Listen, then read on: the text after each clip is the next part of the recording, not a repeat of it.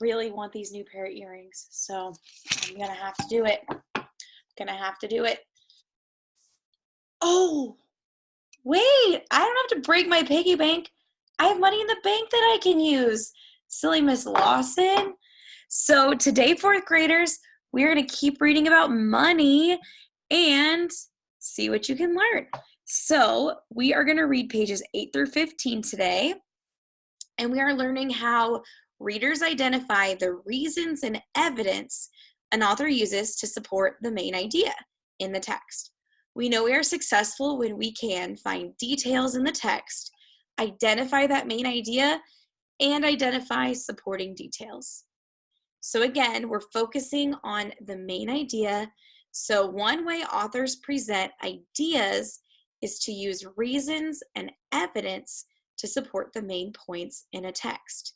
These reasons and evidence, those are called supporting details or key details. And the main points are the main idea. So let's look at, and again, make sure you get this chart drawn and ready to go because we're going to practice again today. If we keep practicing, you guys are going to get so good at this. So for vocabulary today, we have this word charge or charges.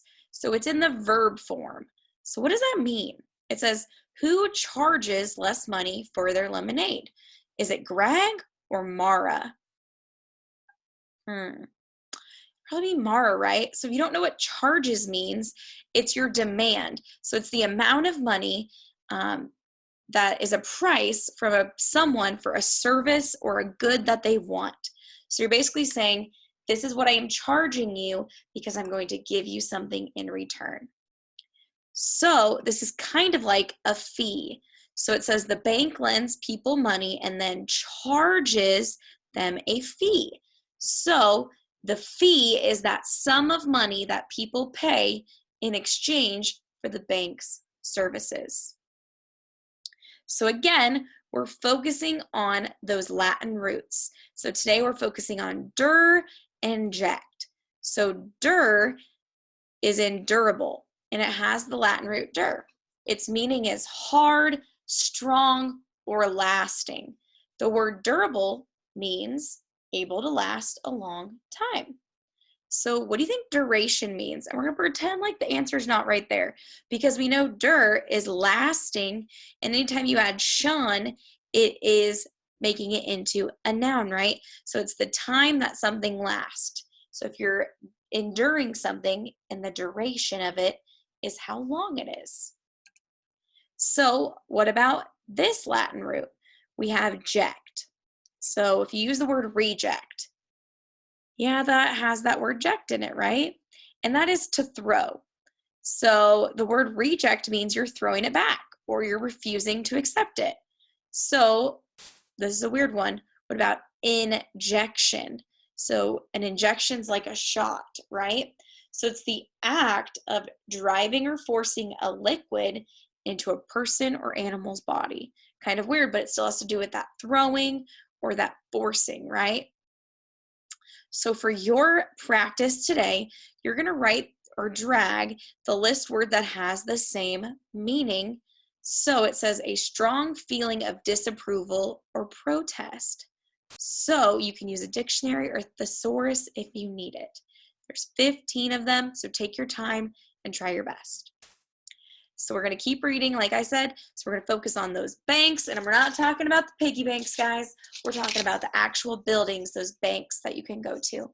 And why is saving important? So how do those banks work? I have so many questions, so let's go ahead and start reading. People use banks to keep their money safe or to borrow money to buy things such as homes or cars. Banks also lend money to people by providing them with credit cards. So as we see, that word's bold. So if you were reading this book, you would have the option to go to the glossary whenever you wanted. So over here, I have this arrow to take me to the glossary if I want it. So let's go check out what a credit card is. It says a credit card is, where's it at? We're going to go down C's. It's a plastic card used to make purchases with borrowed money. So you're not really using your own money. Kind of crazy. So a bank is also a business. So like a restaurant or a movie theater, like any business, banks have to pay the people who work there. Banks also have to pay for things like electricity and internet service. Most important, banks need to make more money than they spend so they can stay in business. So the very first step you have to do is you deposit money in the bank. Then we're going to go to step 2. Oops, missed my arrow. Then once you give them your money, the bank loans your money to other people so they can buy a home or go to college. Then the bank charges them interest on the money loaned. I never knew that. When you put the money in the bank, they're using it and giving it to other people. What? Then 3, with the money it earns, the bank pays its employees and its bills, such as phone service, maybe electricity. And then over here, the bank pays you interest since it borrowed your money. With the money left over, the bank starts the cycle again. So this shows how a bank works. Very interesting. So the author makes the point that banks are a business. What evidence does the author present to support that point? So which paragraph is that in where they talk about it being a business? Yeah, it's that second paragraph we just finished. So like any business, banks have to pay the people who work there. So that's the first thing that makes them a business. They have to pay people to be there working. Then they also have to pay for things like electricity and internet. So in order for the bank to keep working, they need to earn money so that they can pay their employees. And they have to make more money than they spend so they can stay in business. Great job, 4th graders. How do banks make money? When people deposit or put money in the bank, it does not stay in one place until they come back for it. Banks use their customers' money to bring in revenue or income. Banks make most of their money through loans. They lend people money and charge a fee called interest.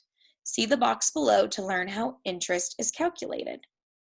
The exact percentage a bank charges is called the interest rate. Since the bank is borrowing its customers' money to make these loans, it pays interest to the customers on the money deposit. The banks make money by charging their loan customers a higher rate of interest than they pay to the depositors who provide the money. So, do I need to look any of these words up in the glossary? First off, I'm going to try and use my context clues, right? So deposit means to put. So you're putting something in. Then revenue, that's the same thing as income, money coming in. Then through loans, where they lend people money. So if you're loaning, you're lending. Then you have that fee, charge a fee called interest. And it says it's going to explain that to me down below. So I'm going to go investigate that really quick. To figure out how much interest is owed, you change the interest rate percentage to a decimal and use the following equation. So the amount borrowed times the interest rate equals your interest owed. So for example, if someone borrowed $10,000 at an annual or yearly interest rate of 5%, this is what it would look like. So you have your $10,000 you started with times your 5%. And basically, for borrowing that money for 1 year, you have to pay the bank $500. So at the end of the year, this person still owes the $10,000 they borrowed, plus that $500 in interest. So how did that little calculating interest box help us understand how banks make money? What do you guys think? So hopefully you thought about using the actual money shows us what actually happens. So some banks do charge 5% and some people do borrow $10,000. So that means every year they're paying the bank $500 just for borrowing that money. So the real life situation. So why do you think the banks charge the loan customers a higher rate of interest than it pays to the people who deposit their money? because it specifically said that. What do you guys think? So say I go into the bank and I give them the money and there's a rate that they pay me. Well, they're saying when they go meet with somebody else and give them that money, they charge them more. Why do they do that? Right? Because they're a business. They want to make money. They're not just giving people money for no reason. They want to make money off of it. So they're going to take the difference. So say they're paying me $200, but then that customer's paying them $500. They get to keep that extra $300. So they're making money. Can a bank go out of business? Just like a bookstore or ice cream shop, a bank can go out of business if it runs out of money and cannot pay its employees or its regular expenses. With a bank, this can happen if people do not pay back money they have borrowed. The bank loses the money it loaned as well as the interest. Between January 2008 and March 2010, over 200 US banks went out of business. They ran out of money after people stopped paying back on their home loans. The case study on Washington Mutual gives an example of what happened. So banks can go out of business if they don't have a lot of customers. So what happens to your money if a bank goes out of business? If your bank is insured by the Federal Deposit Insurance Corporation, FDIC, you'll most likely get all of your money back. The FDIC currently issues money up to $250,000 per depositor in each bank. This means the government will pay back everything you deposit in each insured bank, up to $250,000 per bank. So let's look at this Washington Mutual example. It says between 2003 and 2007, Washington Mutual made it very easy for people to borrow money to buy a house. Washington Mutual offered special loans called adjustable rate mortgages, which had low interest rates and low monthly payments. Then the interest rates increased and homeowners could not afford the new monthly payments. Thousands of people stopped paying back their loans. So Washington Mutual lost millions of dollars. In September 2008, Washington Mutual ran out of money. The FDIC took control of Washington Mutual and sold it to J.P. Morgan Chase, a bank that was not going out of business. So let's look at why is saving important? Saving money is not easy, but the benefits are worth it. Have you ever borrowed money from your parents or your brother or sister? Then you know what it feels like to be in debt or to owe someone money. It is not fun. If you borrow from your brother, you might have to give him all of your allowance until you pay him back. It is better to learn the habit of saving. Then you can pay for things on your own, even if they come up unexpectedly. Does saving mean you can never buy treats or go to the movies? No, it just means you learn to think beyond right now. Keep in mind that you are saving for a specific item. Remember that emergencies happen and opportunities come up. If you've been saving money all along and get the chance to go to an amusement park, you are more likely to have enough money to go. If you've been spending all your money, you might have to say no. So find your own special way to start saving money. For example, you can use a shoebox or a piggy bank like Miss Lawson uses. So this chart is super cool. So if you started when you were 8, right here, and you saved $3 every month without earning any money off of it, by the time you turn 18, you would have $360. Then, if you start at 8 and you save until you're 18, 10 years, and you save $5 every month, you would have $600 saved. Then, even crazier, if you saved $10 every month until you were 18, you would have $1,200. That's a lot of money.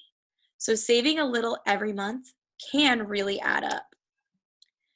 If you are saving for a specific item, such as a remote control car or a puppy, put a picture of what you want on your bedroom wall. Every time you see it, you'll remember your goal. So a bank can help.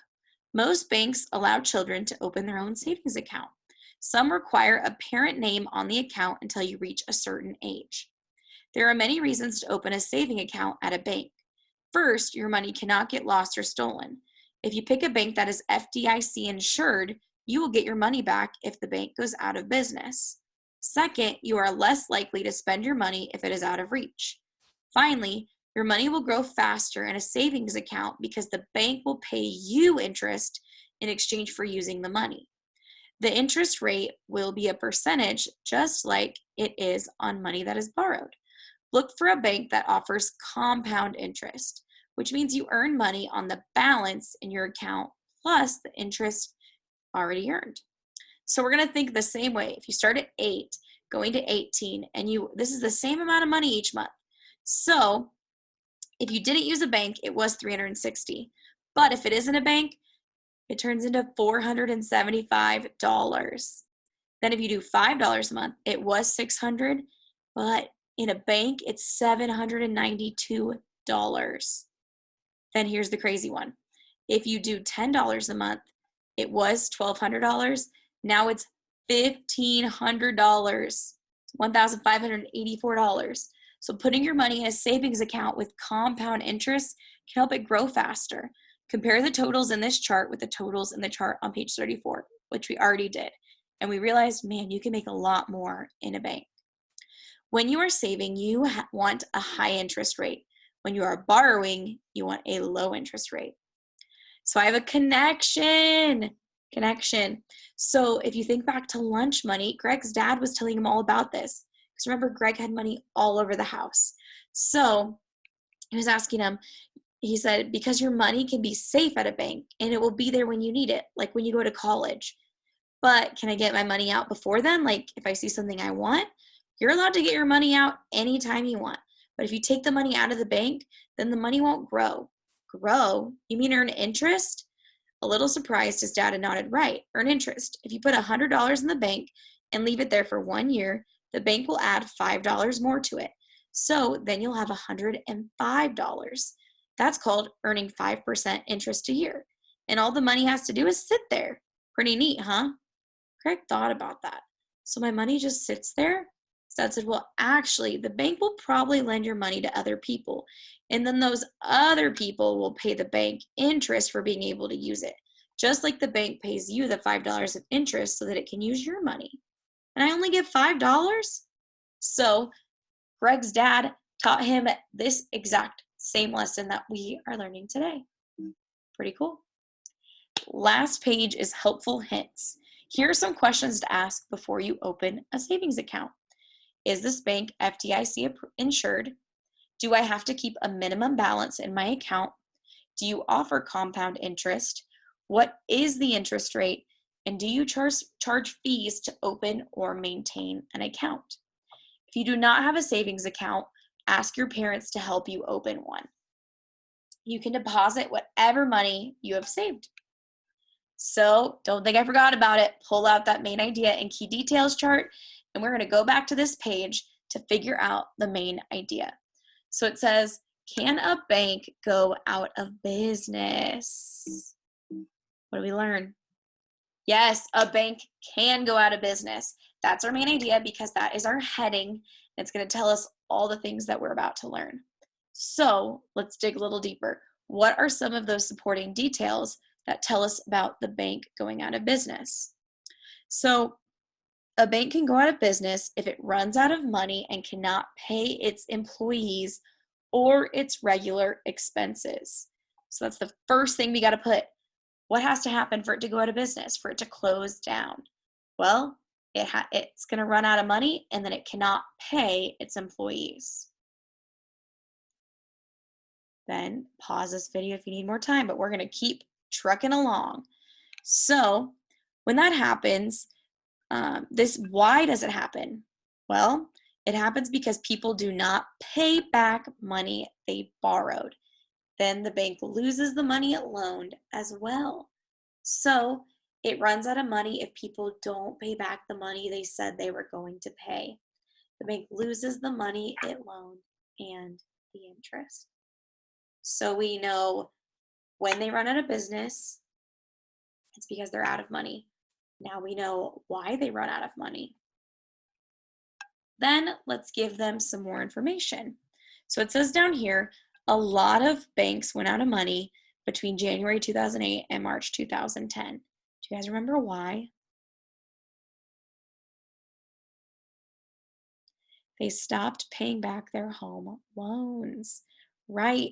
So between January 2008 and March 2010, over 200 banks went out of business because people stopped paying back their home loans. And that example we dug deep and read about was Washington Mutual. That was one of those banks. Give yourselves a pat on the back. That was a tough one, but you guys did it. Great job, fourth graders. So for your reading response today, you are going to go back and find what are some reasons to open a savings account. Use at least 2 examples from page 14. You got this, fourth graders. I had such a great time reading with you today, and I will see you next time. Bye.